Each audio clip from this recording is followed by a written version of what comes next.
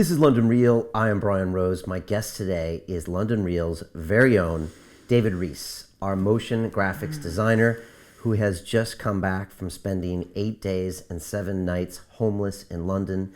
David, welcome to London Real. Thanks very much. Thanks very much. Emotional being back. I believe it is. You know, as opposed to just coming back and telling us all about it in studio, I figured we better go live so you can tell everybody about this experience. And so just to give it some context before I start asking you every question in the book, because just for the record, I have not spoke to Dave about this at all, and I've asked him not to tell anybody about it this morning in the studio, which is hard. But a couple months ago, I remember you saying, Brian, I'm going to try to spend 7 days homeless at the end of December. Can I have the time off? Yeah. And I remember, you know, I've been around for a long time, but I haven't got that request before as the head of a company. And so I started to ask you more questions about it, and maybe you can tell us a little of the background before we get into it. But I remember thinking, wow, that's a tall order. It's going to be cold. I remember I've been thinking about this whole kind of Vipassana retreats where you go and you don't talk to people and you meditate every day. But this is kind of, in a weird way, something like that. Plus you deal with the elements and all this other stuff. That's what I thought. Yeah. That's what I thought. And so, you know, I was really impressed that you were doing it. And I also know that you didn't necessarily want to document it or talk about it. So by the way, this wasn't scheduled, and I don't think you wanted to necessarily talk about it. Well, so maybe you can give us some background on the whole thing. Okay, where to begin? Right. So in a nutshell, the reason I'm doing this, it's not just like a solo adventure, you know, like something off my bucket list. It's not that. There's a deeper, more honourable reason for me doing this, and reason being the correct word almost, right? And I'll say why in a second. A few years ago, me and a bunch of my friends went away and did ayahuasca for my birthday. I think it was 32nd birthday. And one of the guys who came with us, my friend Sam Reason, his name, tragically, after doing ayahuasca with us, killed himself. Maybe 2 months following the ceremony, he tragically jumped in front of a train at Baker Street Station one morning, like out of nowhere. Only left the house to get a haircut, right? Nobody saw this coming. No signs of that? Zero. Nobody saw it coming. He was a guy who had his act together, man. He was a fan of the show. To follow you as a London Reeler. He had a meditation class, had a hot girlfriend, just moved in with her, got a dog together, the works, man. And just one morning, this came out of the blue.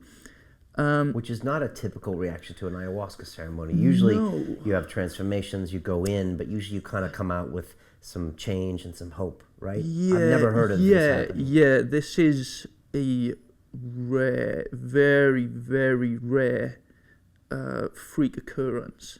But briefly, his backstory, I've since found out that he's got a hell of a lot of childhood trauma that he was dealing with. Come back from Iraq, and I remember he told me he had seen some very disturbing things at war that he had trouble living with. So whether he was involved in anything, saw anything, was forced to do anything, who knows? He never went into detail. But what I can only guess is that when he did ayahuasca, it had unbottled a lot that he wasn't prepared for. Because you can have things buried in your body, in your subconscious, in your spirit, like from past lifetimes even, let alone from childhood. And when you take ayahuasca, that stuff comes to the surface, and that's the challenge, is then integrating back into society and back into your life with the this new potentially swamp of emotion that you've got to live with now. And I believe, and that's what my friends believe, is that's what's happened to him. So he, when he did ayahuasca with us, unbottled some stuff he was not prepared for and couldn't live with it. And how many months later was it after the ceremony? It was like 6 or 7 weeks. Wow. Okay. So, like, it's definitely connected. Okay. Like I do believe that had he not done ayahuasca, although he may be living with emotional problems, he'd probably still be with us. Right? So I have a certain sense of, or feeling of responsibility, like, not that I have blood on my hands, but had he not met me, or had he not come in contact to me and the group of friends that I had, then he might still be around, right? So I felt, well, okay. Okay, now that's one side of the story. Yeah, that's one side. You've also had tremendous healing from your ayahuasca. Sure. But coming back to that quickly, before he died, he said he wanted to do 7 days being homeless, and he just never got around to it. And why? He did again, going back to the military stuff. I feel like he's trying to wipe out a lot of bad karma. Okay. Like he was just trying to, whatever the hell he was involved with in the army. And how would going 7 days homeless achieve that? Did he ever say why? He never said why. And it was one of the last things he said to me as well. Like, we went for a drink the weekend before he died. I remember him sitting there, and I thought he was insane. I was like, dude, you're off your fucking head. You're going to go 7 days being homeless. You're insane. I was like, I would never do that. I was convinced at the time. I was like, dude, you're on your own, man. I'd never do that shit. But he said that was one of the last things he said to me that he was going to do. And then the following week, he checked out, like. But that's the reason that I went through with this. This is honouring his memory. This is one of the last things he never got around to doing. It was like, dude, you didn't have a chance to do it, I'll take your place. I was like, I'll do it for you to honour our friendship, your memory. It just, I feel there's almost brotherhood. Like, it was like this, I don't know, warrior thing happening. And honestly, this 7 days... what made you to finally decide to do it now? I've been talking about it for a long time. I think this was 4 years ago that he died. But now seemed universally like the right time. Like, I'm probably going to go quite cosmic with what we're talking about, because there's a spirit to what's happening, to my life, to my incarnation, to me, even down to me working here, me sitting in this chair right now. There are divine forces at work here that are beyond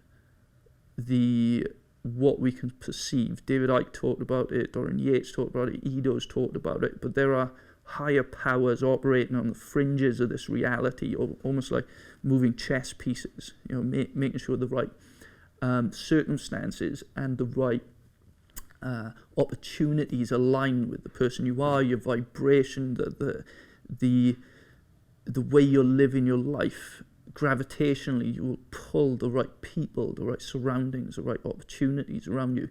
And this challenge, if you want to call it that, this crusade, whatever the hell you want to call it, is the stars aligned that this is the right time. And it's synchronistically happened just suddenly when all of a sudden I've got a platform for potentially thousands and thousands of people hearing about what I've done. It started out that I was going to do this for charity. I'll raise some money. I'll try and raise 5 or 10 grand and donate it to a homeless charity.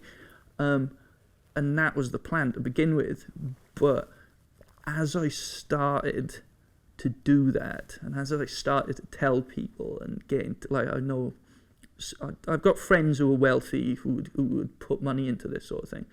I could feel that this was now straying from the point of why I was going through with this.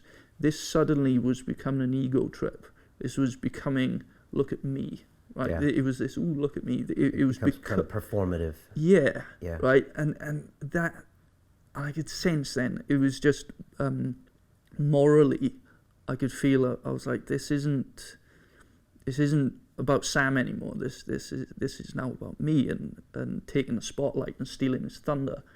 And so as soon as that started to dawn on me, I thought, I'm not going to tell anyone. It's only, like, none of my family know I've done this. Like, there's only, I probably count on one hand the amount of other people that I've told. It's just you guys, because I had to book it off work, that know that I've been through, like, what I've just done. What was the question again? No, I think you answered it. So that was kind of why now. So let me ask you, how do you prepare for something like this? Like, in a nutshell, like coming up the week to it before you go in for that first day, how do you mentally prepare physically? I know you had been speaking to some homeless people and giving them some money, asking for tips, things like that. But how do you prepare? The actual prep, I set aside a day for it. Yeah, granted, I for the last few months I've been speaking to homeless people, almost buying advice off them. I'd sit with them and I'd like give them £5 and I would mine wisdom out of them, sitting there just in the same way you're doing this, man. I'd sit there on my lunch breaks and I'd spend 15 minutes sitting with a homeless kid outside. And I'm just getting like things like, is it a territorial thing? Is there have you got to be careful not to be on other people's patches? Is there like little crews? You know, where's the best place to sleep? Do you get defensive about your little areas? All this sort of thing. You know, is it dangerous to people try and fuck with you in the night? This sort of thing. It was more safety. Was one of the big concerns of mine. Because without sounding egotistical, right? I've never in my entire life been concerned for physical harm. I'm 6 foot tall skinhead, right? Like it doesn't. I've never experienced proper trouble in my adult life. Right? However, doing this thing, man, I've never been so afraid. Like a child, like I was crying and stuff, man. It was terrifying. But coming back to what you're saying, the prep I left down to one day. I give myself a day of prep. I finished work on the Friday. Saturday then, that was my first day of sort of getting used to this homeless thing, right?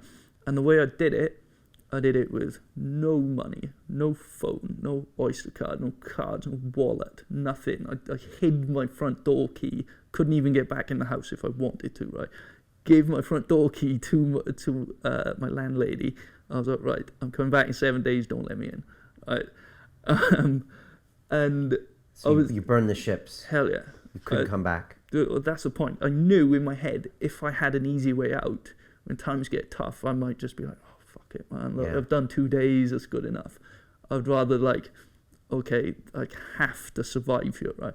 And I went out. I asked you before you left, and I'm like, how long are you going to go? And you're like, well, I'm going to shoot for 7, but I don't know how it's going to go. Yeah. And then when you came back and I found out you did 7 nights and 8 days, I was like, wow, because it would have been easy. 2 days, 48 hours. Anyone who's watching this or anyone who's inspired to maybe do something, do 48 hours. More than enough, right?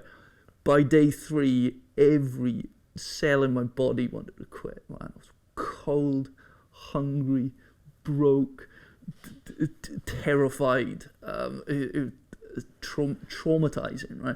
Okay, I want to get to that day 3. What was that first day of prep then? You went out there and just... Oh, right. What was that like? First day, so I left the house with only what I was wearing, right? So I had a pair of Combat, 2 hoodies, and that was it. And I thought, you know what, worst case scenario, imagine my house burnt down. I've got nothing. Or imagine I'm a refugee. Like, how the hell do these guys do it? It's like, and in a way, I feel almost that I'm making too much of a song and dance about it, because people live like this. Like, I'm not doing anything special. People have been living like this up until 200 years ago or something. People have lived like this, just having the items you have, living in shelters, and just braving the elements. Like, I'm not doing anything really that special, right? Like, when you think of people who survive, weapon attacks and war zones and stuff, people who've lost arms and then have to live like this, right? So I thought, right, imagine my house burnt down. I've got no money, no possessions, no nothing, right? What do I do? First port of call. So I was like, right, panic stations. Where do I go? What do I do? What's the first thing I do? And I remembered back then to some of the homeless people I spoke to, and they were like, okay, first place you want to go is the Salvation Army, right, and the church. So walked, did everything on foot, right? So I probably covered 100 miles over the last week of just walking, right? I walked straight to the church. Luckily, there was someone there. They were having like a tea and biscuits kind of thing at the church. And the church gave me all the bare essentials I needed, man. I swear to God, the church does more for homeless people and good deeds than I ever realised. I had no idea. They give me a sleeping bag. Really? Huge, yes. And I'm talking like a thermal sleeping bag, one that's like Arctic people use, man. A thick thing, was heavy.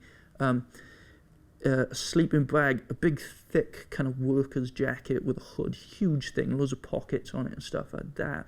I had a thermal hat. Like, by the end of the first day, right, I swear to God, I did not spend a penny, and I tricked myself out with everything I needed to survive a week.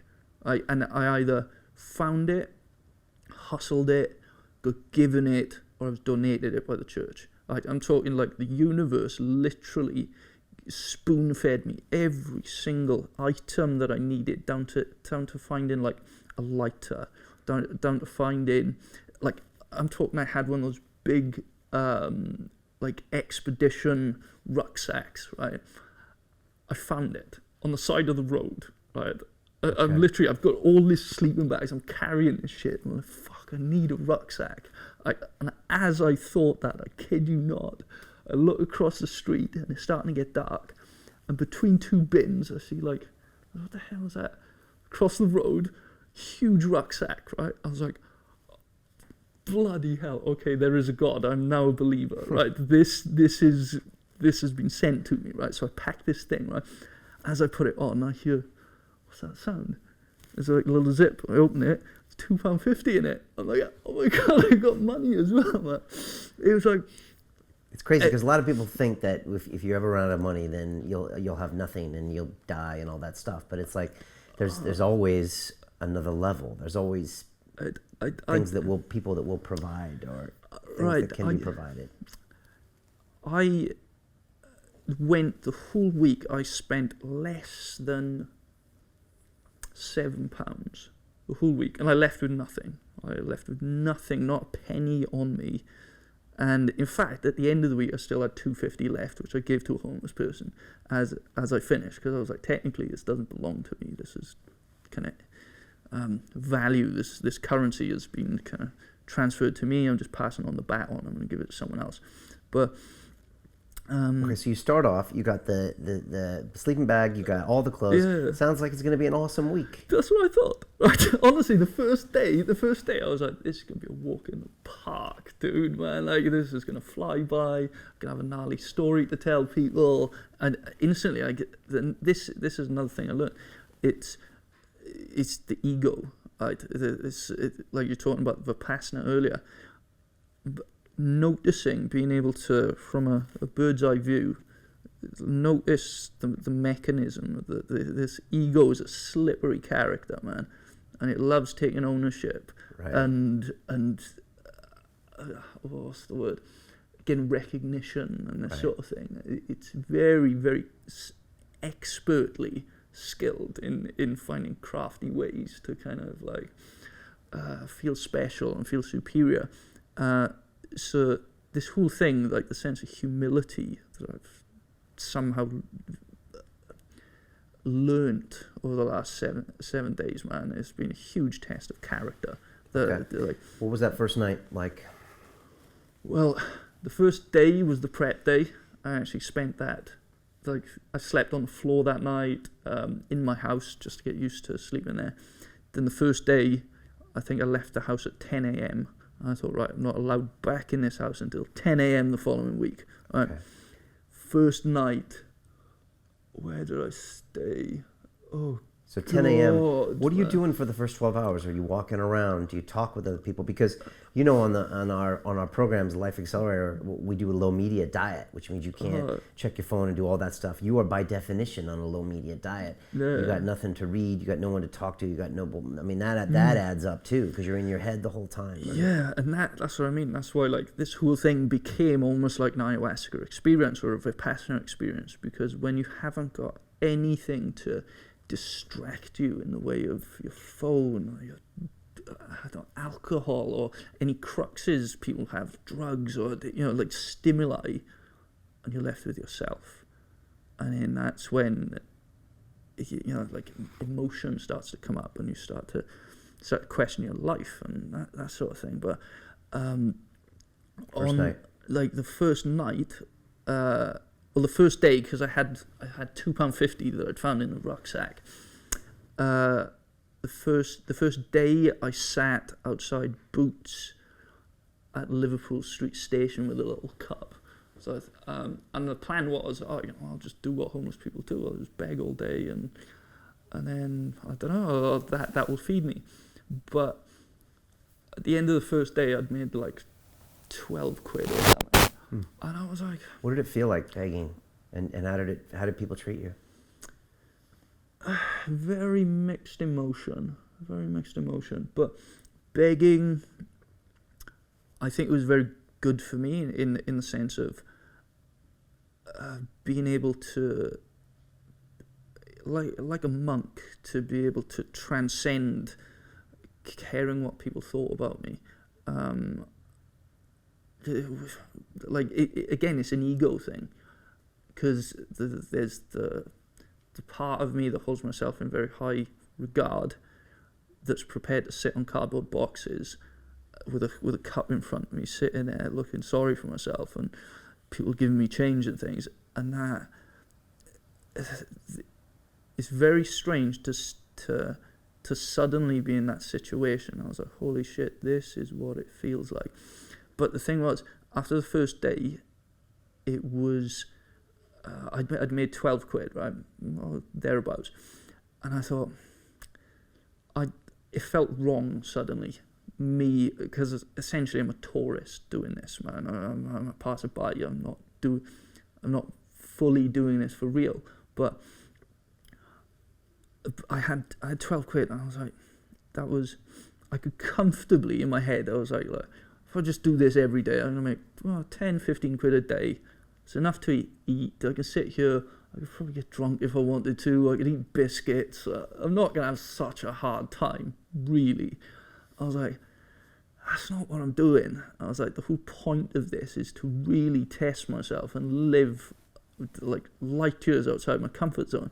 I thought, right, what's a better test is if I don't beg. And with this money, this has got to last me and feed me for the rest of the week. Right, so what I have here is now it. I'm not allowed to take or accept money off anyone and this sort of thing. This money has to feed me and cup of coffee, anything I need throughout the week. This is it. This is my budget. So I lived on less than £1 a day. How do you do that? What do you eat on less than £1 a day? I would go to Tesco's. I would get a loaf of cheap white bread, man. It's ghastly diet, but it was like being a student, right? Because you're a guy who takes his diet very seriously, like the rest of us do here. But you're on keto, you're eating healthy stuff, you train hard. Vegetarian, that all had to go out the window. I've eaten meat, I had to eat just horrible processed carbs and stuff, man. But that's really, it's survival. This isn't about keep my body fat level at a certain level. This is like, okay, this is, do you want to live? You eat this shit, man. This is going to keep you alive. So a loaf of bread, usually every day, that cost me 40 something p. a tin of beans. I can get a tin of beans for about 28 pence, and and then dessert was a custard creams, right? 47p, you get a huge bag of custard creams, and they would last me, man. It was 400 grams. It's the same as a loaf of bread, and I would just sit there and I'd eat these things, and that's what I lived on. I spent less than £1 a day. Interesting. Yeah. First night, where did you sleep? I tried to sleep. I had to move spots. I was outside Boots Pharmacy at Liverpool Street Station in the doorway. Inside the station? No, outside the station. Outside, the one on Old Broad Street or whatever. Yeah. A little bit outside the station. Yeah, a little bit outside the station. I know that one. Yeah, you know. So, why there?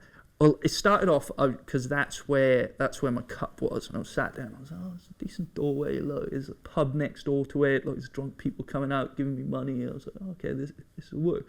And I thought, because I didn't have any other like mental reference of where to go, I was like, okay, well, this is where homeless people. Let's do some homeless shit, man. Right, this is it. This is the spot. So I got my sleeping bag out and put it on, and it's cold as hell, dude. Like, it's so cold.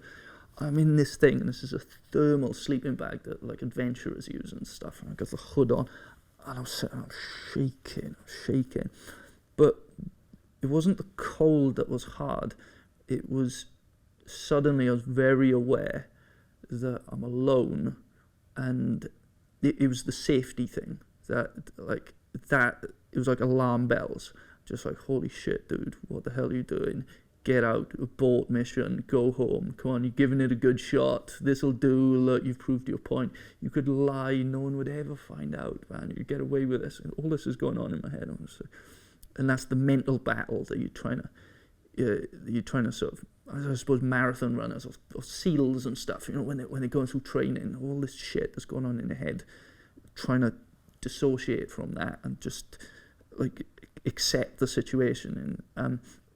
And what kept me awake, I lie there for like 4 hours, man, shaking, and people were walking inches right by me, like looking at me.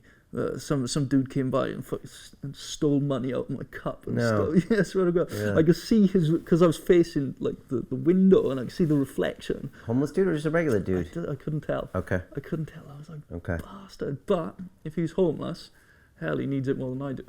Right? So in my head, I'm like, do you know what? Fair enough, let him have it. Right? But it got to a point where I was like, okay, this is not a good spot, man. Okay, let's think on your feet. Right. Let's move. And I just thought, right, unzip the sleeping bag, got my stuff together, put my rucksack on, and the first night I managed to sleep was outside the fire station at Old Street. Okay. Yeah, because it's weird we didn't bump into you. Yeah, well, the thing was because it's got they're doing some building work, so it's got an overhead. Yeah. Right? And in my head, there's almost a formula to finding a good spot to sleep in. Right? You want your back against the wall so that you can see your arc of vision is out there. You can see anything coming towards you, and you want about 10 or 15 feet between where you're at and a pavement. Okay. So you can hear any footsteps and anything, but you want back against the wall looking out. And you felt scared? Terrified. Huh. I was not expecting it. Yeah. I honestly thought that, because you had to sleep, and when you're sleeping you can't protect yourself? Well, do you know what it is? Because you have to be. When you're inside a sleeping bag, you've got to do yourself up. Oh, so you can't. So you're a sitting duck. If you're just a mummy. Yeah, I'm talking like, because your arms are pinned to your chest to stay warm, and this thing is zipped up to here. If any nutcase comes up in the night, some drunk or a gang of kids or just anybody having a bad day who wants to take it out on someone, I'm a punching bag. I cannot escape, and even getting out in the morning is tough because you've got like a Velcro thing. How many hours of sleep were you able to get a night? Not much. Were you sleep deprived the whole time? Yeah. And Two was or that three. 2 or 3? 2 or 3. So usually. by day 3, 4, and 5, you must be going out of your mind a little bit. Did you know you were going out of your mind? Yeah. By day six, I go delirious almost, man. Because of the sleep debt I think or so. everything. Well, I've heard from therapists and stuff that when you're sleep deprived, your emotions 10x and 100x. So anything you're going through is amplified just exponentially. And by day 6, there were moments where I forgot that I was doing a 7-day thing, and this was now reality. And I forgot that I had a real life to go back to. And I was like, oh my God, this is my reality. And even things like scenarios going through your head, like, what if I'm crazy? What if I haven't got a nice job to go back to? What if I've always been like this and I'm psychotic and all that is a hallucination? I've always been homeless. It's like your mind plays tricks on you. You go round and round in circles. The sleep deprivation was tough. And most homeless people are probably sleep deprived. Yeah, but I can understand now why a lot of them drink. Like, not all. Like, I met some amazing characters doing this thing, man. Like I wasn't expecting. Some amazing, down-to-earth, generous, salt of the earth, kind of, heart on their sleeve guys, man, that I've met doing this. I've also met the other side, which are like crackheads and drunk people and violent lunatics and this sort of thing. Like, the beauty of it was almost passively just being a complete outsider of society, being able to kind of look as like a spectator at this whole ecosystem operating, the whole matrix. Just seeing it, just being able to sit there and just go, I'm not part of this, almost like a fly on the wall.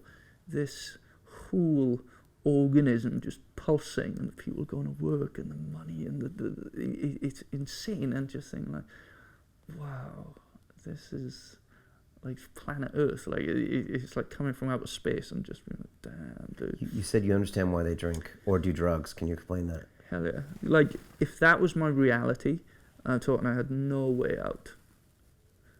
Yeah, you can see why. You can see why, man. Anything, any sort of comfort. Like, it's human nature. It's like, look, whenever you're depressed, lonely, upset, just life is getting to you. What do? What's the first thing you do? You reach for things that make you comfortable instantly. Whether it's a cup of tea, Facebook, drugs, pornography, escape, anything, man. Like, even down to meditation, that can be a thing that you escape the world with. It's like, it's human nature. You just want an end to pain. And you think, fuck, man, if 24 hours a day, man, that's how you live, hell yeah, man. Anything to take the edge off, I'd be getting drunk. But did you think about drinking? No, I didn't. Only because I don't drink much anyway. But one of the guys at the homeless shelter was saying, if you drink alcohol, apparently it somehow affects your body temperature. So it's like, if you're going to get drunk in the night, it'll make you even more cold. Okay. And I was like, yeah, screw that, man. Okay. Did you ever think about sleeping in a church? Was that an option? Could you nap in the church during the day? The churches around here weren't actually open in the day, apart from a drop-in. But to be honest, I slept mostly in the daytime. It was like in parks and things. But I did actually sleep in a church one night, but outside a church, because it seemed pretty safe. What do you do all night if you're not sleeping? Man, sleep with one eye open. Like that's how I'd learn to sleep. Was like, I have this sleeping bag up. I'd be napping. Or every now and again, just have one eye open and I'd look around. Okay, you're safe.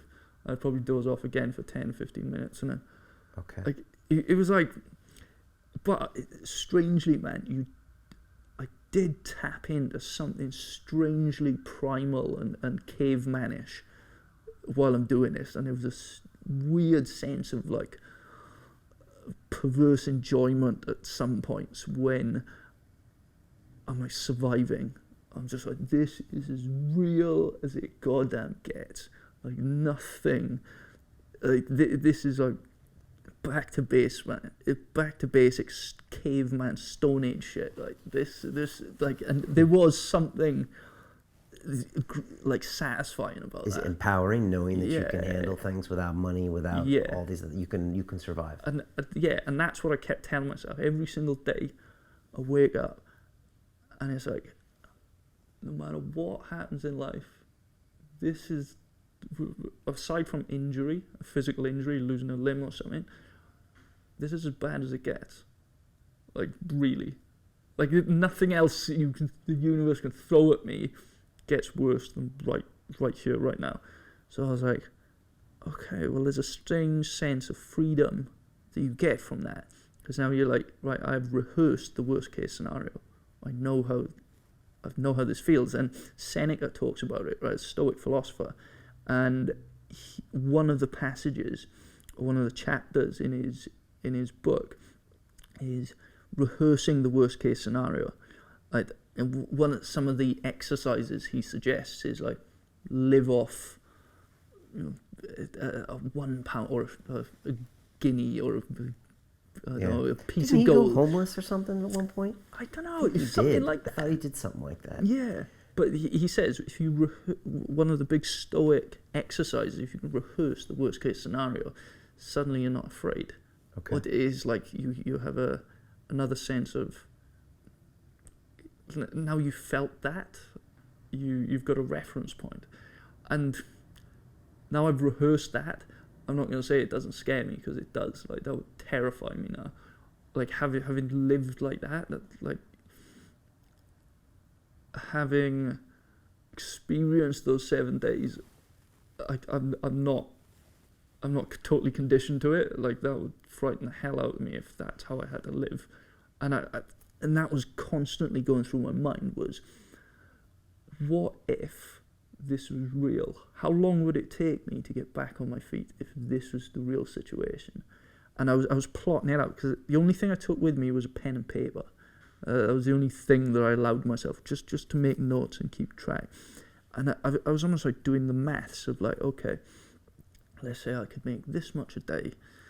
Okay, how many days would that take of saving minus my overheads, which is like my diet, and it became like this business model, right, of how long would it take me literally to get a roof over my head and to get myself a part-time job, and from there I can get a phone, I can get this, and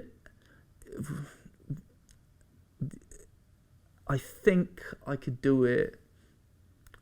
It'd be a couple of months. Okay. A couple of months. Let me ask you a question. When you're sitting there on the ground outside of Boots and people are giving you those donations that first day, and then as you go throughout day 2 and day 3, at some point, are you looking at everyone? Because we're in central London, right? Yeah, and you're obviously, for people that don't know, you're in the middle of the financial district. You've got high rises and skyscrapers and, tons of wealth and people spending money and the rat race. And you're watching all these people run from A to B, who are doing this crazy stuff to get this money, to spend it on things that they might not need. Yeah. And you're looking at them thinking, wow, look at all of you fools. Yeah. Like, do you ever get that feeling that you had clarity? Yeah. Can you expand on that? But, it's just seconding everything you just said. Yes, I experienced everything you just talked about. I'm just like, man, we've built our own prison, right, in a way. But on the flip side of that, it's like, what's the alternative? Nobody, and we're in one of the most prosperous parts of the world. You've got, the most developed, we've got great healthcare, we've got schools, we've got, as a society, we've got it going on, man. We're balling. But we've built this kind of gilded prison around us. But what's the alternative? Like, no one throughout society has yet come up with a better solution to this kind of frantically working your dick off trying to get money to buy shit you don't need. Like, there's not. Right. So, okay. So you recognized it, but you didn't judge it. You're like, okay. It is what it is, man. It's existence. It's like, you can't, until someone invents an app or something. Like, it's impossible to quantify. There's this utopian society. Like, how would that operate? If people aren't working? So let me ask you, what was your best experience and worst experience from the 7 days?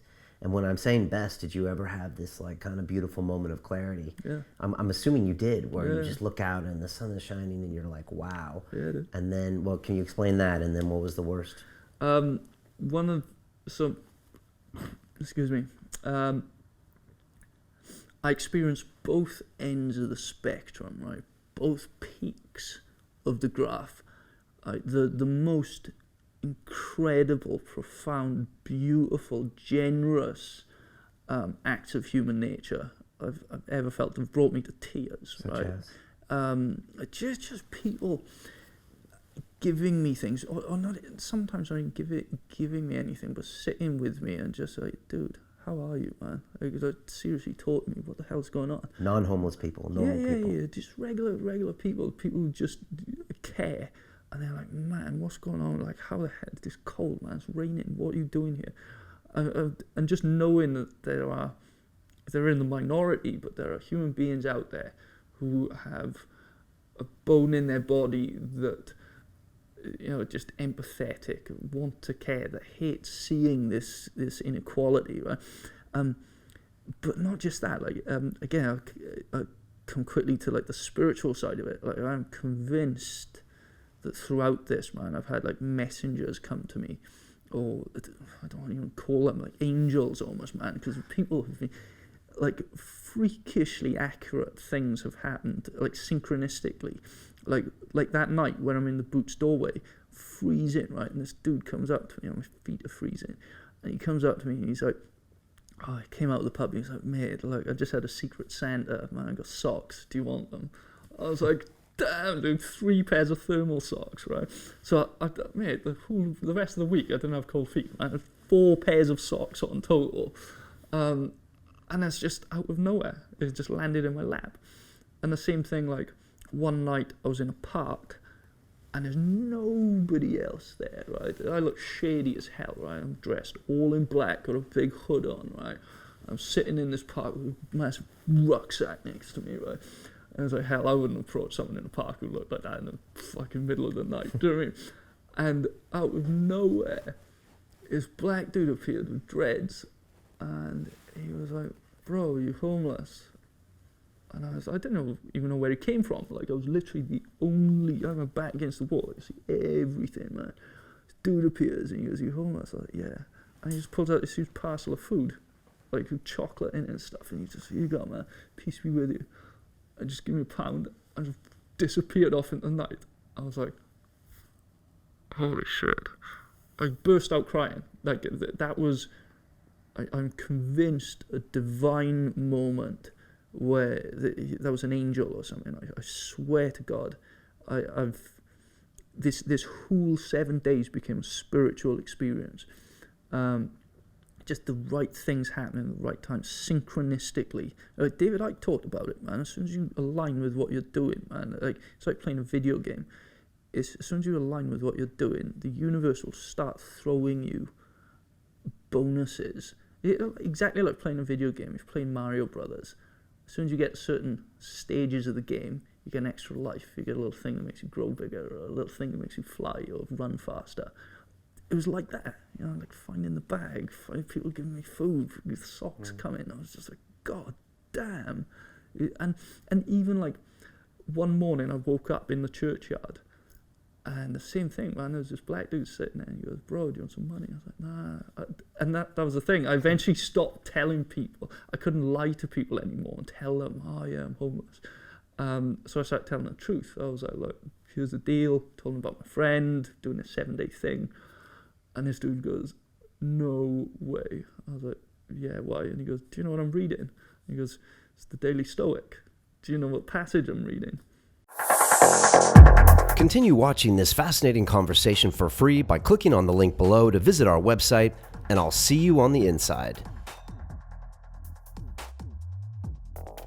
If the universe is the infinite, right, and it contains every single possibility, good and bad, light and dark, hot and cold, then homelessness has to exist. It is one of the infinite possibilities of reality. It has to be there.